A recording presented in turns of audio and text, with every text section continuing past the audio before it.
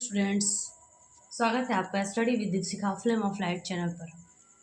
जैसा कि हम सबको पता है कि 395 आर्टिकल का जो ये सीरीज चल रहा है, इसमें हम लोगों ने पिछले कक्षा में आर्टिकल 131 से 140 तक विस्तार से पढ़े थे और आज की कक्षा में हम लोग आर्टिकल 141 से 150 तक विस्तार से पढ़ेंगे।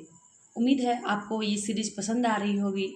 आज की कक्षा की शुरुआत एक पॉजिटिव ऊर्जा के साथ। योग्यता यह नहीं कि हम संसार को बदल सकें, हमारी सबसे बड़ी योग्यता यह है कि हम अपने आप को बदल सकें। योग्यता यह नहीं कि हम संसार को बदल सकें, हमारी सबसे बड़ी योग्यता यह है कि हम अपने आप को बदल सकें। द्वारा महात्मा गांधी। और चलते हैं आज की कक्षा की ओर। जो आपको विषय वस्तु आपको दिख रहा होगा, टॉपिक से ही आपको स्पष्ट पता चल रहा होगा कि जो आर्टिकल क्या दिया है, आर्टिकल 141 आपका जो विषय वस्तु है। आज का जो सीरीज़ है 10 आर्टिकल्स हम लोग डेली पढ़ रहे हैं। मैं कोशिश करूँगी कि संडे को मैक्सिमम आर्टिकल्स बताया जाए, ताकि जो है कि बहुत जल्दी इस सीरीज को कंप्लीट किया जाए 395 आर्टिकल का। और उसके बाद जो है मैं 9th-10th की क्लासेस ले आऊँ चैप्टर वाइज, और वो ख़त्म होने के बाद फिर हम लोग नए टॉपिक्स को भी इस पर कवर करेंगे। इसके अलावा स्वतंत्रता दिवस आप लोगों का आ रहा है और मैं चाहती हूँ कि आप सब बच्चे बहुत ही अच्छा परफॉर्म करें स्वतंत्रता दिवस में। इसीलिए मैं जो है आपके लिए उसके रिलेटेड कंटेंट भी मैं डालूँगी कि आप कैसे स्पीच को बोल सकते हो, या फिर शायरी बोल सकते हैं, या फिर आप जो है कैसे संगीत को भी शुरुआत करें। इसकी मैं शुरुआती आपको बताऊंगी किस तरह से एंड करें। अपने देश को समर्पण को अर्पित करने के लिए किस तरह से अपने शहीदों को याद करना है और उस दिन को समर्पित कर देना है, इसके लिए भी आपको तैयारी करना होगा। मैं अपने चैनल पर जरूर करवाऊंगी, ये मेरा वादा है। फिलहाल हम लोग आज के टॉपिक को पढ़ते हैं। आज का टॉपिक है अनुच्छेद 141। अनुच्छेद 141 कहता है कि इस सुप्रीम कोर्ट विधि सभी न्यायालयों पर आबद्ध कर, है ना। सुप्रीम कोर्ट विधि सभी न्यायालयों पर आबद्ध कर। Supreme court law binding on all courts. ये कहता है कि सुप्रीम कोर्ट का जो भी कानून या निर्णय होगा वो इंडिया के सभी कोर्ट पर बाइंडिंग होगा, सभी कोर्ट पर मान्य होगा, उसको मानना ही होगा, उसकी अवहेलना कोई और नहीं कर सकता है। ये कौन सा आर्टिकल करता है? आर्टिकल 141 करता है।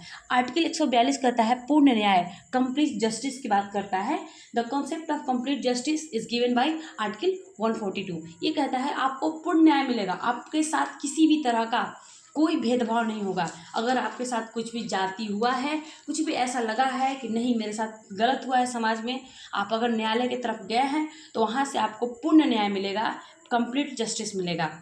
अनुच्छेद 143 जो है कि एग्जाम पॉइंट ऑफ व्यू से बहुत इंपॉर्टेंट है, इसलिए मैंने जो है यहाँ पे इंपॉर्टेंट लिख भी रखा है। इसमें कहता है उच्चतम न्यायालयों से परामर्श करने की राष्ट्रपति की शक्ति, है ना। Confers power on the president to consult the supreme court. ये आपको बताता है कि उच्चतम न्यायालयों से क्या करने की, डिस्कशन करने की शक्ति किसके पास है? सुप्रीम कोर्ट, यानी कि हाई सुप्रीम कोर्ट के जज के पास है। इसके कहता है कि आर्टिकल 143 के तहत राष्ट्रपति किसी भी लीगल मैटर पर सुप्रीम कोर्ट के जज से सलाह ले सकता है। राष्ट्रपति किसी भी मैटर पर सुप्रीम कोर्ट से क्या कर सकता है? सलाह ले सकता है।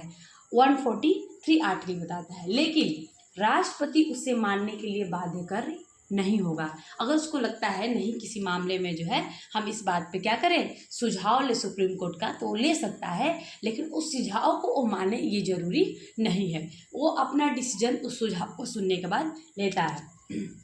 अगर प्री कॉन्स्टिट्यूशनल का मामला है तो सलाह देगा सुप्रीम कोर्ट। अगर प्री कॉन्स्टिट्यूशनल जैसे मामले हैं तो वो सलाह देगा, लेकिन पोस्ट कॉन्स्टिट्यूशनल जो है मामले हैं उसमें सलाह बाध्यकारी नहीं है, देने के लिए बाध्यकारी नहीं है। इसे कहते हैं परामर्श देने की शक्ति, परामर्श करने की शक्ति। आप ध्यान करेंगे, इंपॉर्टेंट है आपके एग्जाम पॉइंट ऑफ व्यू से। आर्टिकल 143 किसके बारे में कहता है? उच्चतम न्यायालय से परामर्श करने की शक्ति।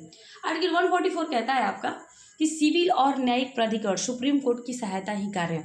सिविल और न्यायिक प्राधिकारी सुप्रीम कोर्ट की सहायता ही कार्य है। Act only in aid of the civil and judicial authorities supreme court, है ना। ये कहता है, ये बताता है कि सुप्रीम कोर्ट सहायता ले सकता है। आज जो है सुप्रीम क्या कर सकता है? सहायता ले सकता है। ये एग्जाम पॉइंट ऑफ व्यू से नॉट इम्पॉर्टेंट। बस आप जान लीजिए, क्योंकि हम लोग कंप्लीट आर्टिकल का सीरीज पढ़ रहे हैं, इसीलिए मैं आपको A to Z आर्टिकल बताऊंगी, चाहे वो एक इम्पॉर्टेंट हो या नहीं हो। लेकिन अभी जो है ये इम्पॉर्टेंट नहीं है एग्जाम पॉइंट ऑफ व्यू से। आर्टिकल 144 समझिए आप लोग। आर्टिकल 144 कहता है न्यायालय के नियम संसद विधि के अधीन राष्ट्रपति से अनुमोदन, है ना। ये भी इम्पॉर्टेंट नहीं है, लेकिन आप जो है ये आप समझ लीजिए। तो थोड़ा सा जो है दिया गया है कि जो न्यायालय के नियम बनेंगे वो नियम पार्लियामेंट बना सकता है, राष्ट्रपति के बाद वो नियम न्यायालयों में चलते हैं। राष्ट्रपति के बाद न्यायालय के नियम जो है पार्लियामेंट बना सकता है। इसके बारे में बताया गया है आर्टिकल 145 के बारे में। आर्टिकल 146 कहता है आपका सुप्रीम कोर्ट के अधिकारी सेवक नियुक्ति CJI वेतन संधि निधि। इसमें बताता है कि जो सुप्रीम कोर्ट के अधिकारी होंगे, है ना, उनके जो है नियुक्ति भी कर सकता है कौन, सुप्रीम कोर्ट के अधिकारी की नियुक्ति भी कर सकता है। जैसे CJI वगैरह की नियुक्ति राष्ट्रपति करता है ना, उसके बारे में जिक्र किया गया है आर्टिकल 146 में, है ना। Supreme court official servant appointment CJI salary in सब का ध्यान कौन रखता है, जो है राष्ट्रपति रखता है, और वो जब भी चाहेगा तो उसको निष्कासित भी कर सकता है। आर्टिकल 147 बोलता है निर्वाचन। आर्टिकल 147 किसके बारे में बोलता है, निर्वाचन। इंटरप्रिटेशन कहता है संविधान के निर्वाचन में गवर्नमेंट एक्ट 1935 1947 में भी interpretation also in government act 1935 इन 1947। इसमें आपको कहता है कि इंटरप्रिटेशन करने की पावर किसके पास है, सुप्रीम कोर्ट के पास है, ऐसा 147 में बताया गया है। उसके बाद 148 पे आते हैं। 148 आप कहता है, ये जो है आप अध्याय 5 में आ चुके हैं, और CAG की बात करता है यहाँ पे कहता है भारत का नियंत्रक CAG कंप्यूटर ऑडिटर जनरल कहता है कि भारत का नियंत्रक एवं महालेखा परीक्षक अनुच्छेद 148 से 151 तक के तहत आता है, जिसमें अनुच्छेद 148 कहता है CAG नियुक्ति शपथ राष्ट्रपति बर्खास्त सुप्रीम कोर्ट वेतन समान वेतन संधि निषेध। इसमें कहता है आपका 148 में CAG की नियुक्ति कौन करता है, राष्ट्रपति करता है। याद रखिएगा, CAG की नियुक्ति कौन करता है, राष्ट्रपति करता है। CAG की नियुक्ति कौन करता है, राष्ट्रपति करता है। तो इसे बर्खास्त ये इसे बर्खास्त करते हैं सुप्रीम कोर्ट के न्यायाधीश की तरह। CAG को बर्खास्त करने के लिए लोकसभा में 100 और राज्यसभा में 50 2/3 बहुमत चाहिए। आपको याद, आप हमें जरा कमेंट बॉक्स में बताएंगे कि 2/3 बहुमत किसका चाहिए। 2/3 बहुमत क्या पूरे संसद में उपस्थित सदस्यों के चाहिए, या फिर प्रेजेंट वोटिंग के आधार पर जो है उनको हटाया जा सकता है। तो आप याद रखेंगे कि प्रेजेंट वोटिंग, अगर प्रेजेंट उपस्थित जितने सदस्य होंगे उसके 2/3 अगर वोट देते हैं तो CAG को हटाया जा सकता है ना। उसके अलावा थोड़ा सा राष्ट्रपति के केस में उल्टा है, क्योंकि उसमें कहता है कि टोटल सदस्यों के 2/3 होंगे तो बर्खास्त किया जा सकता है, लेकिन उसमें क्या है कि प्रेजेंट सदस्यों के 2/3 होंगे तो बर्खास्त किया जा सकता है। आर्टिकल 149 बताता है कर्तव्य और शक्तियाँ, ड्यूटीज एंड पावर्स। ये कहता है कि CAG भारत में ऑडिट करता है। CAG भारत में क्या करता है, ऑडिट करता है। पहले अकाउंटिंग भी करता था। CAG पहले भारत में क्या करता था, अकाउंटिंग भी करता था, लेकिन 1976 42वें संविधान संशोधन के तहत इसे खत्म कर दिया गया। अब सिर्फ ये ऑडिट कर दी गई है। भारत सरकार और राज्य सरकार का दोनों का ऑडिट करने का पावर CAG के पास है। किसके पास है, CAG के पास है। तो पहले जो है ये क्या करता था, ऑडिट के साथ साथ अकाउंटिंग भी करता था, लेकिन 1976 42वें संविधान संशोधन द्वारा इसको क्या कर दिया गया, हटा दिया गया। अब सिर्फ ये ऑडिट करने की दी गई है।